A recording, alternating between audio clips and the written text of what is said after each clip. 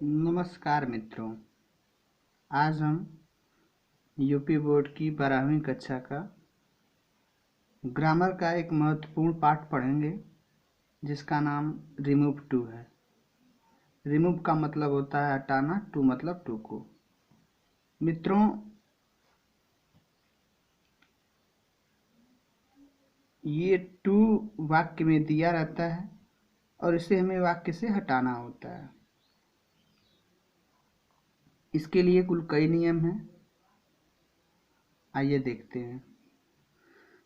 मित्रों, यदि दिए गए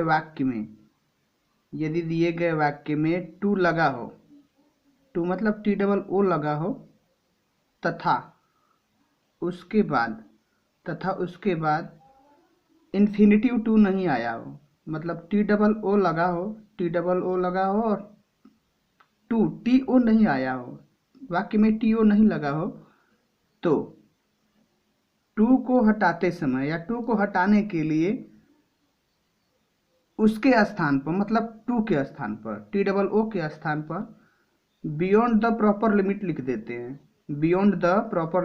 देते हैं तथा वाक्य को ज्यों का त्यों उतार देते हैं। जैसे में एग्जाम्पल है मित्रों, जैसे दिया है राम वाज टू बिजी। मित्रों, मैंने बोला है कि यदि वाक्य में टू के बाद टू न आया हो, तो इस वाक्य में टू के बाद टू नहीं दिया है और हमें इस टू को हटाना है। आगे दिया रहेगा मित्रों रिमूव टू, इसका मतलब हमें इस टू को वाक्य से हटाना है। तो देखिए मित्रों, हम बताए हैं कि अगर सिर्फ टू दिया हो, टू के बाद टू ना आया हो, तो टू के स्थान पर बियॉन्ड द प्रॉपर लिमिट लिखते हैं। तो देखिए राम वाज, टू के स्थान पर बियॉन्ड द प्रॉपर लिमिट, फिर बिजी है तो बिजी। फिर सेकेंड एग्जाम्पल देखिए, दिया द वेदर मतलब मौसम, इज मतलब है, टू मतलब बहुत ही अधिक, हॉट मतलब गर्म। मित्रों, इसमें भी आगे दिया है रिमूव टू मतलब वाक्य से टू को हटाना।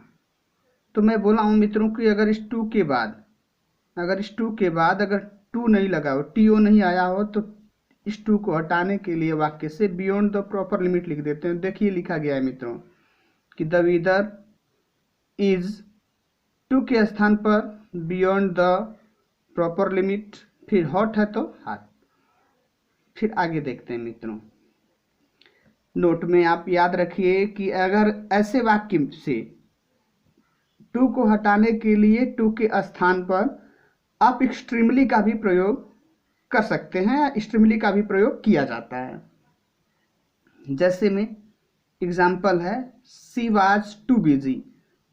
देखिए मित्रों, यहाँ पे टू था तो उसके स्थान पे हम लोग बियॉन्ड द प्रॉपर लिमिट लिख रहे थे, लेकिन कभी कभी आप चाहो तो टू के स्थान पे एक्सट्रीमली का भी प्रयोग कर सकते हैं। या अगर टू एक्सट्रीमली को नहीं लगाना है तो आप टू के जगह बियॉन्ड द प्रॉपर लिमिट ही लिखिए, जैसे she was beyond the proper limit busy. अब देखिए मित्रों, रोल नंबर सेकेंड दिया है कि यदि दिए गए वाक्य में टू आया हो, मतलब टी डबल ओ हो, तथा उसके बाद इन्फिनिटिव टू भी आया हो, मतलब उसके बाद टी ओ भी आया हो, तो टू को हटाते समय मित्रों आपको ध्यान देना है। पहले वाक्य का सब्जेक्ट लिखना है, फिर उसमें प्रयोग की गई हेल्पिंग वर्ब को लिखना है, फिर सो लिखना है, फिर एडजेक्टिव लिखना है, फिर दैट लिखना है, फिर सब्जेक्ट को ही लिखना है मगर प्रोनाउन के रूप में, फिर कैन नॉट लिखना है या कुड नॉट लिखना है। मित्रों, कैन नॉट आप तब लिखोगे जब वाक्य प्रेजेंट टेंस में होगा, और कुड नॉट तब लिखेंगे जब वाक्य पास्ट टेंस में होगा। फिर वर्ब लिखना है, फिर अदर थिंग्स का मतलब जो बची हुई चीजें होंगी उसे लिखना होगा। जैसे यहाँ देखिए एग्जाम्पल्स को, राम इज मतलब है टू बिजी, बहुत ही अधिक व्यस्त, टू डू दिस वर्क। देखिए मित्रों, मैं बोला हूं कि टू के बाद टू अगर आया हो, इसके पहले वाक्य में जो नियम हम पढ़े उसमें सिर्फ टू था, टू नहीं आया था ये वाला, लेकिन इसमें टू के बाद टू आया हो, तो वाक्य से जब इस टू को हटाते हैं, आगे वाक्य में दिया रहेगा मित्रों रिमूव टू, तो आप जब इस टू को हटाएंगे तो इसी नियम को लगाते हैं। पहले सब्जेक्ट लिखना है, सब्जेक्ट इसका राम है तो राम लिख दिए। फिर हेल्पिंग वर्ब है, हेल्पिंग वर्ब इज है तो इज लिख दिए। फिर सो दिया गया है रोल में तो सो लिख दिए। फिर एडजेक्टिव दिया है, एडजेक्टिव मतलब इसका विशेषता है बिजी तो फिर बिजी। फिर दैट दिया है तो दैट। फिर लिखे हैं सब्जेक्ट को ही लिखते हैं लेकिन प्रोनाउन के रूप में। यहाँ सब्जेक्ट राम है और इसके लिए प्रोनाउन ही का प्रयोग होता है इसलिए ही लिखे। फिर यहाँ देखिए मित्रों, मैं कैन नॉट या कुड नॉट लिखने को बताया था। तो कैन नॉट हम तब लिखते हैं जब सहायक क्रिया प्रेजेंट टेंस की हो। तो यहाँ देखिए इज आर एम है या इज है, प्रेजेंट टेंस की सहायक क्रिया, इसलिए हमने कैन नॉट लिखा। फिर वर्ब है डू, डू। फिर अदर थिंग्स जो बची हुई चीज़ें हैं, दिस वर्क है तो दिस वर्क लिख दिए। इसी तरह से एग्जाम्पल नंबर 2 देखिए मित्रों, यहाँ दिया है सी वॉज टू ओल्ड, टू आया है। फिर टू सी द लायन, मतलब टू के बाद टू आया है, मगर यहाँ बस एक अंतर है कि यहाँ वाक्य पास्ट में है और यहाँ प्रेजेंट में था। देखिए मित्रों, हमें पहले सब्जेक्ट लिखना है तो हमने सी लिखा। फिर हेल्पिंग वर्ब लिखना है तो मैंने यहाँ पे वाज से हेल्पिंग वर्ब उसको लिखा। और यहाँ सो लिखना है, जबकि यहाँ पे हम लोग भूल करके टू लिख दिए, इसलिए यहाँ सो लिखेंगे, सो लिख दिए। फिर ओल्ड है एडजेक्टिव तो ओल्ड लिखे। फिर दैट है, दैट लिख दिए।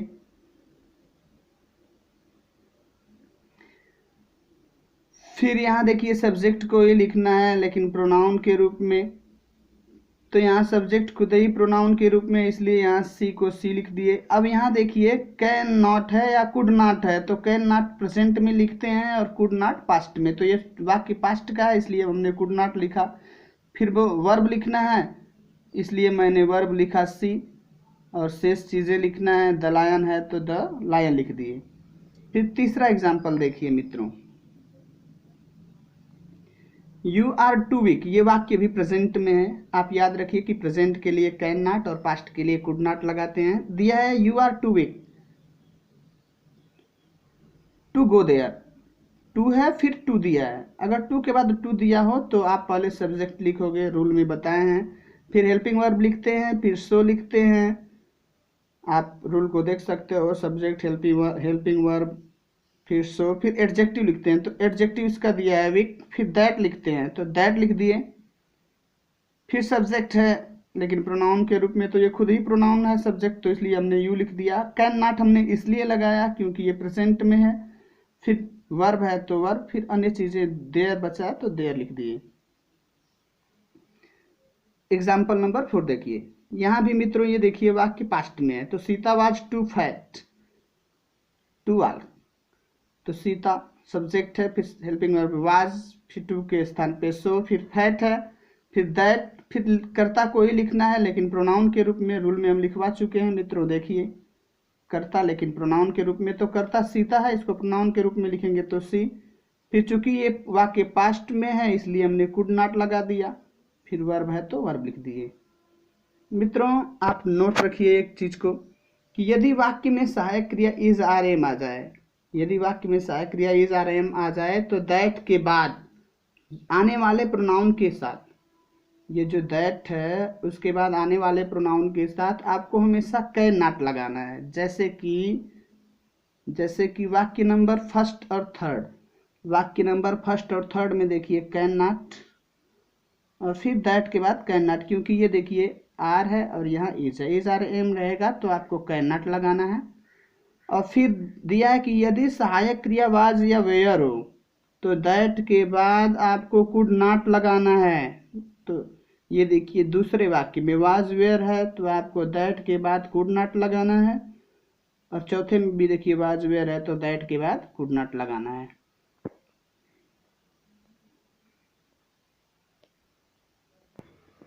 और रूल नंबर 3 देखते हैं मित्रों, कह रहा है कि यदि दिए गए वाक्य में टू आया हो तथा उसके बाद इन्फिनेटिव टू लगा हो तथा उसका कर्ता निर्जीव या स्थिर रहने वाला हो, मतलब वाक्य का कर्ता टू के बाद टू आया हो लेकिन उसका कर्ता निर्जीव हो या स्थिर रहने वाला हो, तो टू को हटाते समय देखिए मित्रों वही रूल रहेगा। देखिए सब्जेक्ट है तो सब्जेक्ट, हेल्पिंग वर्ब, फिर सो, फिर एडजेक्टिव, फिर दैट। लेकिन जो कर्ता हम प्रोनाउन के रूप में लिख रहे थे वहां अब वन का प्रयोग करेंगे। फिर वही कैन नॉट या कुड नॉट, कैन नॉट या कुड नॉट। तो कैन नॉट आप जान चुके हैं कि तब लगेगा जब वाक्य प्रेजेंट में होगा, और कुड नॉट तब लगेगा जब आप वाक्य पास्ट में रहेगा। फिर वही सब चीज रहेगा। जैसे यहाँ देखिए the mountain is too high to climb, यहाँ देखिए टू के बाद टू दिया है। बस फर्क यह है कि द माउंटेन स्थिर रहने वाला, मतलब पर्वत एक स्थान से दूसरे स्थान हिल नहीं सकता। आपको सब कुछ वही करना है। देखिए द माउंटेन है तो माउंटेन कर्ता के रूप में, फिर इज है तो इज, टू की जगह सो, हाई है तो हाई, फिर दैट। अब यहाँ जो प्रोनाउन के रूप में हम कर्ता को प्रोनाउन के रूप में लिखते थे वहां वन का प्रयोग करेंगे। और कब करेंगे? जब वाक्य निर्जीव रहेगा या स्थिर रहने वाला रहेगा, फिर वन। फिर कैन नॉट का प्रयोग हमने तब इसलिए किया क्योंकि यहाँ प्रेजेंट में है, इज आर एम है। फिर उसके बाद वर्ब क्लाइंब है तो क्लाइंब। मित्रों रिमूव टू आगे लिखा रहेगा वाक्य के, आप समझ लीजिएगा कि वाक्य से हमें टू को हटाना है। Sentence number 2, the day is too hot. Too फिर दिया है, फिर उसके बाद टू दिया है, the too hot to go out. और रिमूव टू आगे हमें टू को हटाना है।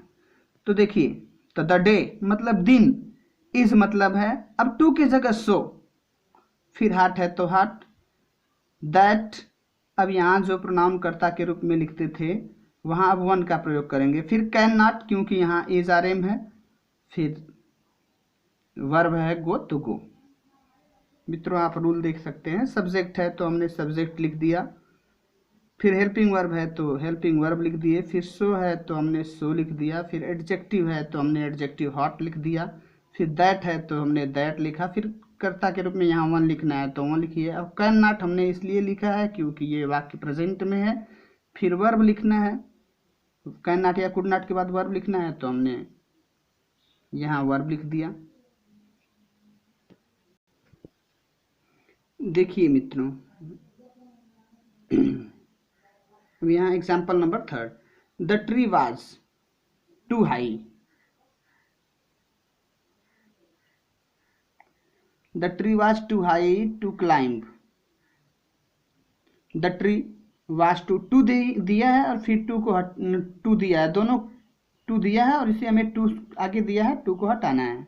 मित्रों हम बताएं कि अगर वाक्य का कर्ता स्थिर रहने वाला हो तो जिससे द ट्री, फिर वाज है तो वाज, फिर सो, फिर एडजेक्टिव लिखना है मुझे हाई, जैसे यहाँ दिया है सब्जेक्ट तो हमने सब्जेक्ट लिख दिया द ट्री, हेल्पिंग वर्ब दिया है तो वाज लिख दिए, फिर सो दिया है तो हमने सो लिखा, फिर एडजेक्टिव दिया है तो एडजेक्टिव लिख दिए, फिर दैट है तो यहाँ भी दैट लिख दिए, फिर वन है तो फिर यहाँ वन लिख दिया। अब कैन नॉट दिया है या फिर कुड नॉट दिया, तो कुड नॉट को हम बता चुके हैं कि तब लगाते हैं जब वाक्य पास्ट में हो, तो यहाँ देखिए पास्ट में है इसलिए हमने कुड लगा दिया। फिर वर्ब लिखना है इसलिए हमने क्लाइंब लिख दिया। अब रूल नंबर 4, रूल नंबर 4 में देखते हैं मित्रों दिया है यदि दिए गए वाक्य में टू आया हो तथा उसके बाद इन्फिनिटिव टू आया हो, मतलब टू के बाद टू आया हो और उसके बाद फॉर लिखकर कोई प्रोनाउन लिखा गया हो, तो टू को हटाते समय फॉर के तुरंत बाद आने वाले प्रोनाउन को कर्ता के रूप में लिखते हैं और दैट के तुरंत बाद लिख देते हैं तथा शेष नियम वही रहता है। जैसे देखिए मित्रों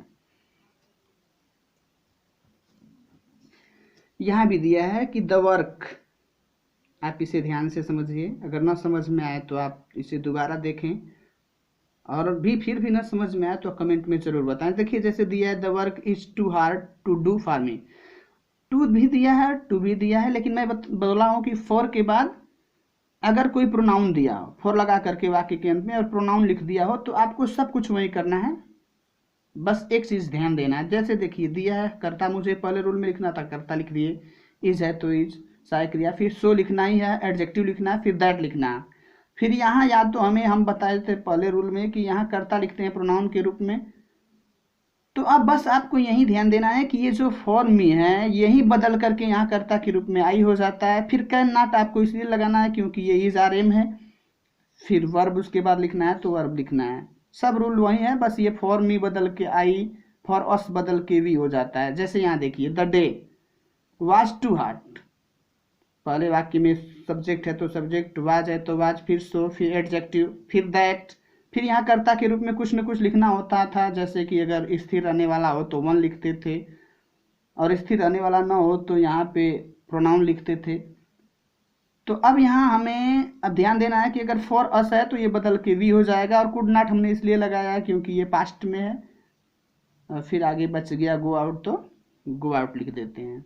आप ध्यान दीजिए, अगर आपको समझ नहीं आया हो तो आप कैसे इसको हटाते हैं। देखिए नोट, यदि वाक्य में फॉर के बाद प्रोनाउन आया हो तो उसे कर्ता के रूप में दैट के तुरंत बाद लिखते हैं। देखिए दैट के तुरंत बाद उसे कर्ता के रूप में लिखते हैं अगर फॉर के बाद कुछ प्रोनाउन आया हो तो, जो निम्न प्रकार है। जैसे फॉर अगर हिम हो तो ही बदल जाता है, ही में हो जाता है, और फॉर यू हो तो यू लिख देते हैं, और फॉर हर हो तो सी लिखते हैं, और फॉर अस है तो वी लिख देते हैं, और फॉर देम है तो दे लिख देते हैं, और फॉर मी है तो आई लिख देते हैं।